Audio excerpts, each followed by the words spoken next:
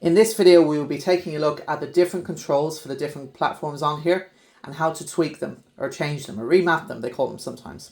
This video covers both platforms. So, nearly 40 different consoles on these. Obviously, each one of those has a different controller.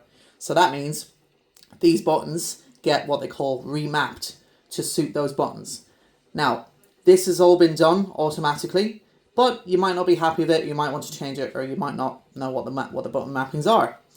And here's how you find out. So we're going to open up just this one here, CPS1. We're going to open up a random game. And once we see this sort of screen here, we're going to press our menu and X button. And then we're going to go down to controls and port 1 controls. And here is where all of our buttons are mapped out. So as you can see, obviously the D-pad's pretty simple, up, down, left and right. So B button is for attack, A button is for jump, select button is to add a coin, like if it was in an arcade, and your start button is to start. And these are all different, obviously, depending on what console you want to play with. You know, whatever game is, or whatever console it is you're playing. Now, if you want to change them, we recommend probably not doing that because it can get a bit confusing changing them back.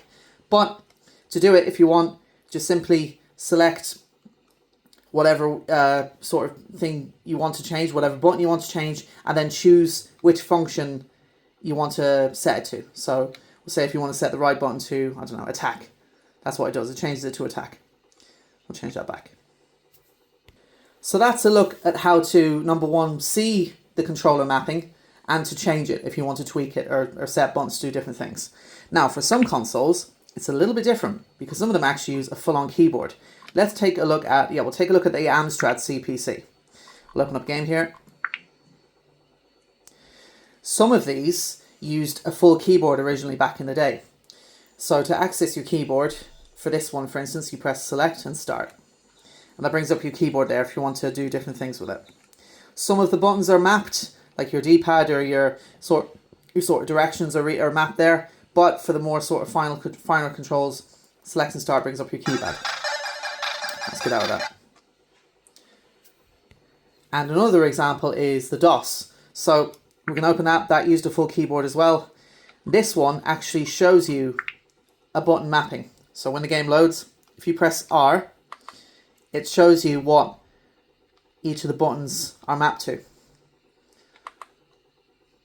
And you can obviously kind of have a look then and sit and see how it works. Those particular examples with the full keyboards might take a little bit of getting used to, but once you get the hang of it, you should be grand to go. And that's a look at the controls and some of the different settings you can tweak on the Anbernic Playcraft consoles.